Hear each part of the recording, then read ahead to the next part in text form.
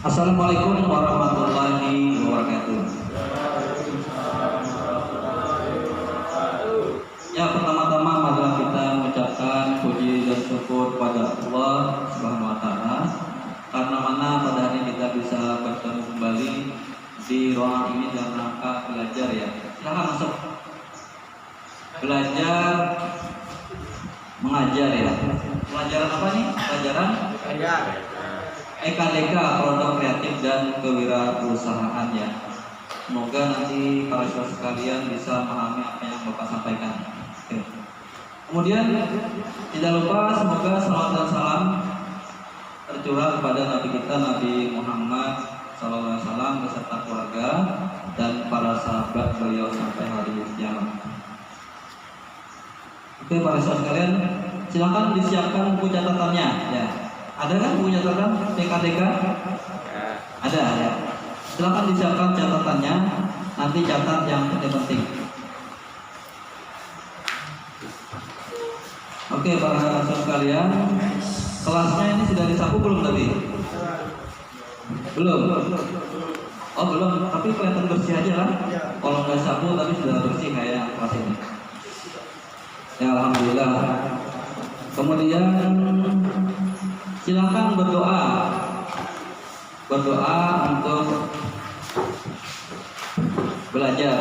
Bisa nggak? Apa doanya biasanya?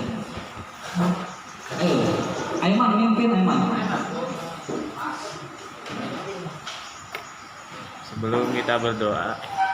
Sebelum kita belajar, marilah kita berdoa menurut agama dan kepercayaan masing-masing. Berdoa mulai. Bismillahirrahmanirrahim.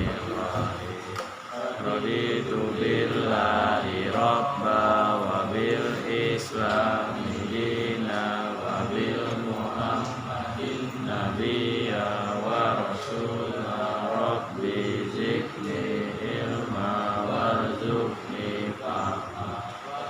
Alhamdulillahi rabbil alamin. Amin ya rabbal alamin. Semoga dengan doa tadi kita diberikan ketenangan hati, kecermalangan pikiran sehingga bisa memahami pelajaran yang akan kita bicarakan. Oke, hari ini harinya hujan. Walaupun hujan tidak mengurangi semangat kita untuk datang ke sekolah ya. Ya harus disiplin. Kalau hujan kita harus tetap berangkat ya. Karena kalau di rumah juga ngapain juga ya. Mending ke sekolah, ada ilmu yang bisa didapatkan. Ya. Baik para siswa sekalian, kita yel-yel dulu. Oke, berdiri semua dulu. Yel-yel. Yel-yel SMK bisa nggak? SMK bisa. SMK hebat. SMK kuat menguatkan Indonesia gitu ya. Ayo berdiri.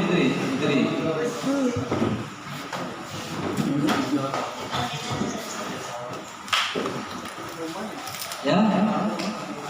Bapak mulai 1, 2, 3. SMK.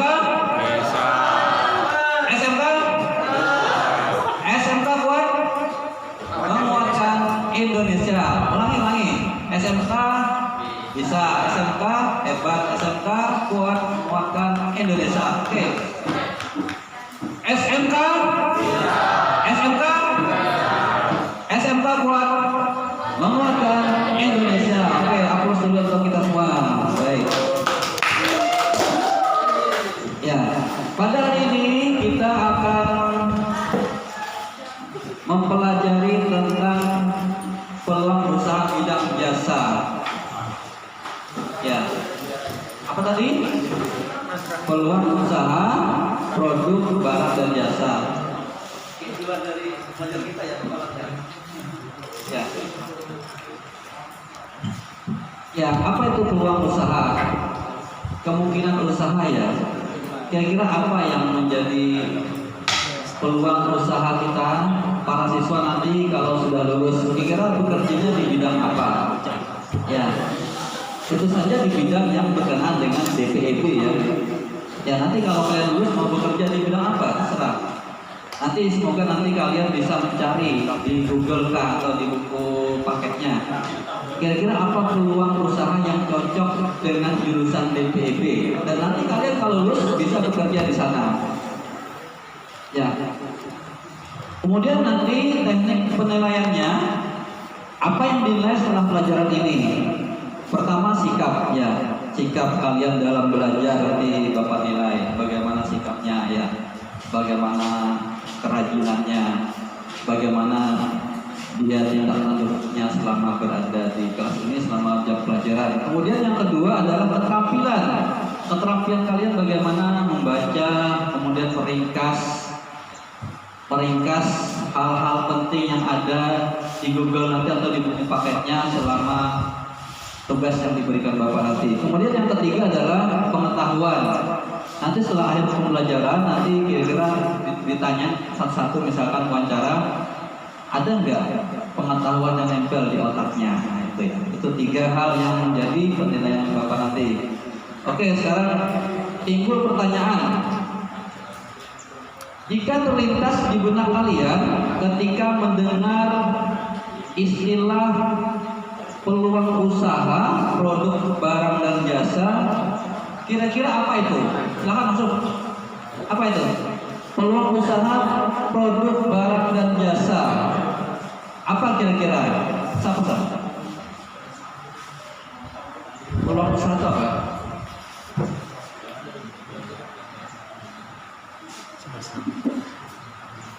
Apa kia? Peluang usaha itu apa kira? Peluang usaha, produk, barang dan jasa itu apa kira-kira? Apa Jul?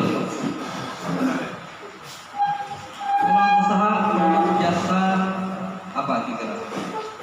Apa Rafi? Peluang usaha, produk, barang dan jasa. Apa mana? Apa kira-kira? Peluang usaha, kira-kira peluang usaha apa? Di bidang DPB nanti peluang usahanya apa? Apa kira-kira? Atau jualan? Peluang usahanya nanti jualan atau bekerja? Di mana bekerjanya? Di perusahaan apa? Ya. Nanti kalian kalau lulus itu nanti maunya bergerak di bidang apa usahanya? Nah, itu peluangnya. Peluang masuk ke jurusan DPEB itu nanti kerjanya di bidang apa? Ada nggak gambaran? Oh, saya masuk jurusan DPEB nanti bekerja di bidang ini. Ada nggak? Ada. Johannes, apa Johannes? Peluang usahanya apa? Kira kalau ada istilah peluang usaha, kira yang muncul apa di benaknya? Mau bekerja di mana nanti? Konsultan. Oh ya. Siapa nih? Adit ya? Ya, apa Adit? Bekerja di mana nanti? Oh, enggak tahu. Rizky apa lagi? Rizky Ramadhani. Apa? Oh, enggak tahu. Oke, enggak tahu. Karena enggak tahu, berarti kalian harus banyak membaca ya, banyak membaca dan memikirkan. Kalau ada pertanyaan, cari di Google. Peluang usaha apa itu? Ketik di Google ya, mudah aja sekarang. Nah, peluang usaha itu adalah kemungkinan usaha apa nanti yang akan ditekuni kalian, yang bisa ditekuni setelah lulus jurusan DPEB. Ya, kira-kira apa peluang usahanya? Ya, kemudian nanti setelah dapat peluang usaha dianalisis. Analisis itu kemungkinannya apa kira? Kekuatan saya apa, kelemahan saya apa, kemudian saingan-saingan yang ada itu ada nggak saingan produk usaha sejenis? Dianalisis ya, sehingga kita bisa bersaing dengan usaha-usaha yang sejenis.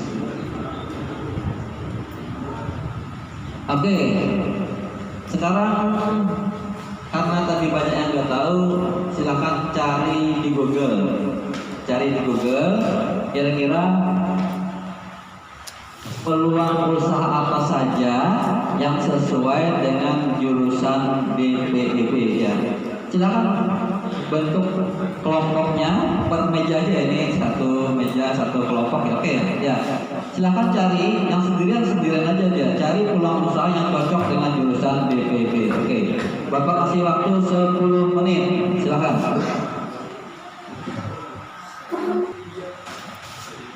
Oke, sekarang sudah selesai diskusinya. Sekarang Bapak tanya per kelompok. Sebutkan peluang usaha apa yang kira-kira sesuai dengan jurusan DPIP. Nih, siapa namanya? Salsa, apa Sa? Dokter. Oke, dokter ya. Salsa pengen jadi dokter. Oh iya, berarti dia nanti kalau lulus dari DPIP dia menjadi dokter. Dokter itu adalah seorang yang menggambar bangunan, merencanakan bangunan, menggambar. Dia akan bekerja di perusahaan konsultan bisa atau perusahaan kontraktor bisa juga ya. Oke. Sekarang lanjutnya, April, apa April? Apa? Usaha? Oh, furnitur. Oh, bisa juga lah. Furnitur itu adalah perangkat-perangkat atau furnitur yang ada di dalam rumah ya, seperti meja, almari ya. Kemudian apa lagi? Kursi ya. Nah, itu. Kemudian dapur itu furnitur juga ya. Nah, itu bisa ya. Oke. Sekarang kelompok sana itu apa dok? Jawabannya dok? Oh iya, konsultan perencana. Oh bagus ya jawabannya, konsultan perencana. Apa itu konsultan perencana? Orang yang Tentu saja yang merencanakan bangunan ya, merencanakan ada sebuah proyek misalkan pembangunan pasar Banjarbaru, nah, ya kan? Asalnya pasar Banjarbaru di sana kan, di depan Murjani sana itu seberangnya. Sekarang pasarnya udah pindah sini. Nah sebelumnya kan di situ ada lapangan bola ya, ya kan? Lapangan mini, stadion mini dulu ya, sana ya, ya kan? Nah sekarang berubah menjadi pasar. Nah, yang merencanakan pembangunan itu seperti apa bentuknya, kemudian bagaimana los-losnya, di mana berdagangnya, di mana parkirnya, di mana pembuangan sampahnya, di mana pembuangan air kotornya, di mana air bersihnya, itu ada tugas dari sebuah konsultan perencana yang menggambarkan bagaimana perencanaan pasar itu, ya. Nah, itu tugas dari konsultan perencana. Ya, sorry ya. Oke. Ini kelompok selanjutnya saksi apa sih yang beda dengan yang lainnya? Quantity surveyor apa itu kira-kira?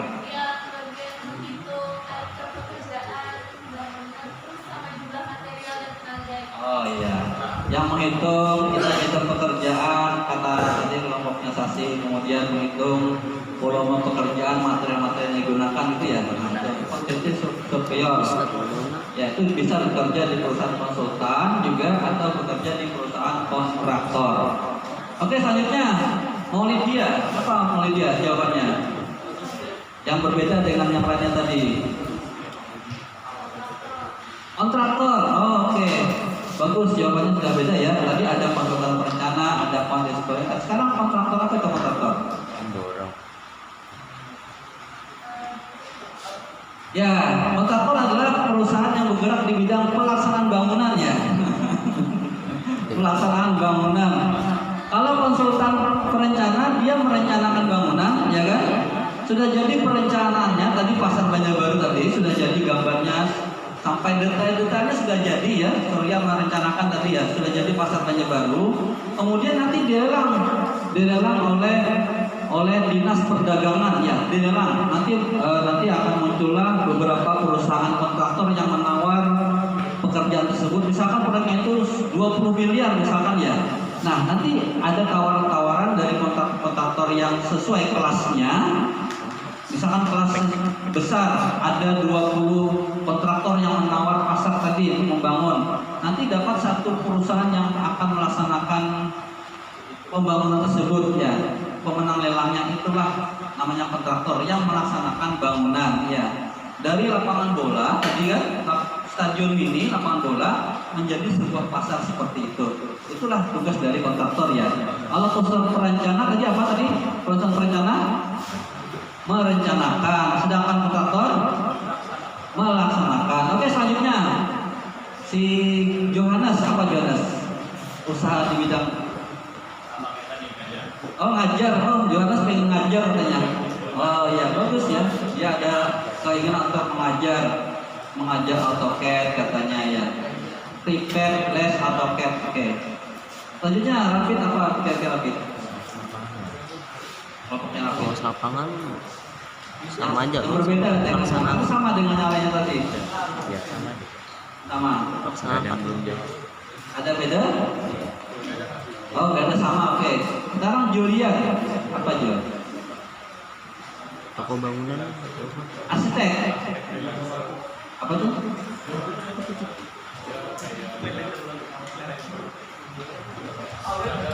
Berarti belum jawab. Masalah. Ya paling tidak arsitek lah. Arsitek ya, arsitek itu ada sebuah tawaran merencanakan bangunan, kita mengelola, menggambarnya ya, mendesainnya mungkin gitu ya. Nanti dari hasil desain kita, gambar-gambar kita, nanti dapatlah kita bayaran dari situ ya. Oke. Ada yang beda yang lainnya? Ada apa beda? Atau Bagas tadi? Apa Gas? Oh iya, menyiapkan material ya. Tadi si Maulidia jadi kontraktor ya kan.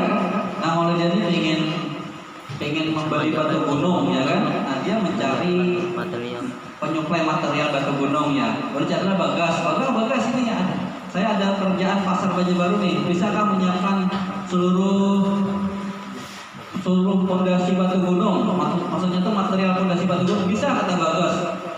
Apa boleh sama pasirnya? Oh boleh sama pasirnya kata si Maldia. Jadi Bagas menyiapkan fondasi batu gunung dan pasir untuk proyek tersebut gitu ya. Nah itu penyedia material.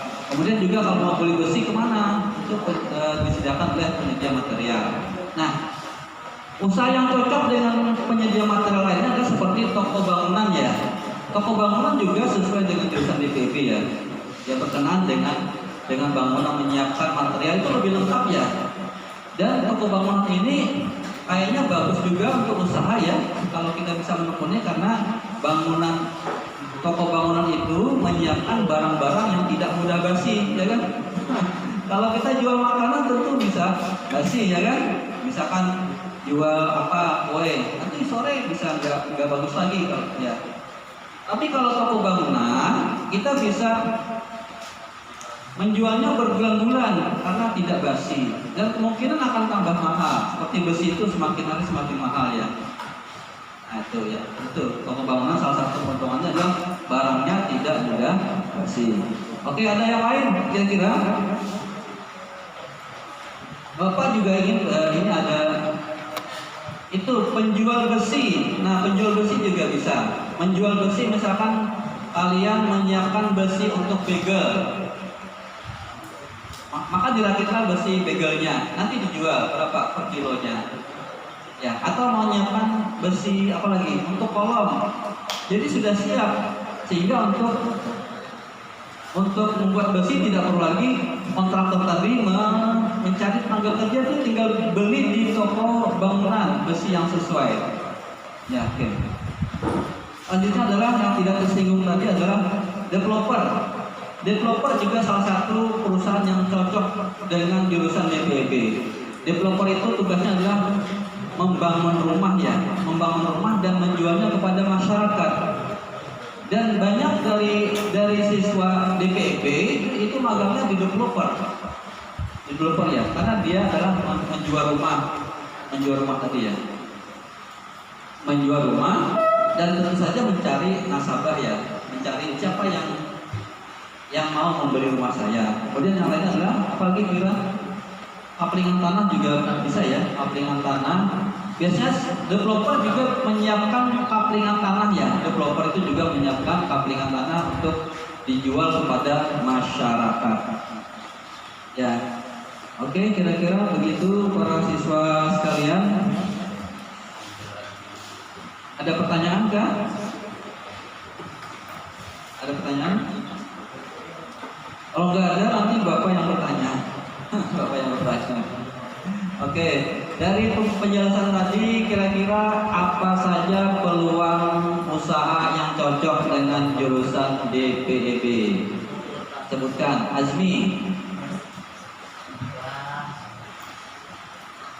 Apa nih kira-kira?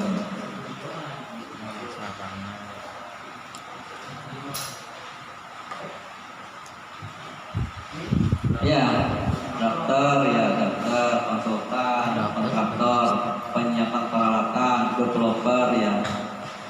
Ya itu ya. Itu. Kemudian kira-kira dari materi ini apa yang menarik kira-kira? Apa yang menarik? Yang menarik apa? Kontraktor. Yang menarik jadi apa nanti kira-kira? Saya jadi apa nanti? Setelah lu jadi apa? Jadi pendidik, kata Yohanes, pendidik dia mendidik atau meles memprepare orang-orang untuk bisa belajar AutoCAD itu kata Yohanes. Apa yang menarik kira-kira?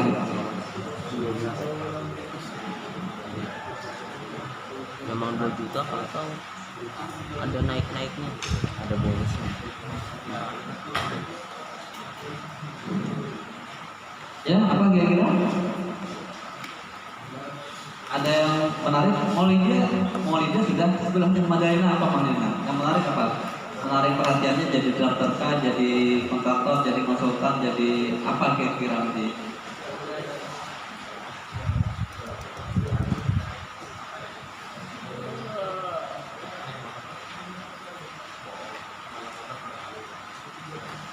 Ya, ya baik. Ya mudah-mudahan nanti materi peluang usaha ini bisa menambah pengetahuan siswa ya. Kira-kira nanti kalau saya lulus itu bekerja di mana ya? Bisa bekerja sebagai tadi dokter ya kan? Bisa sebagai konsultan perencana ya kan? Quantity surveyor, bisa sebagai kontraktor, bisa sebagai material ya kan? Bisa sebagai arsitek influencer, bisa sebagai pendidik ya. Nah itu tadi pendidik pelatihan AutoCAD yang sesuai dengan bidang DPB ya. Ya, semoga pelajaran kali ini ada manfaatnya dan nanti insya Allah kita akan lanjutkan lagi dengan materi berikutnya. Terima kasih. Assalamualaikum warahmatullahi wabarakatuh.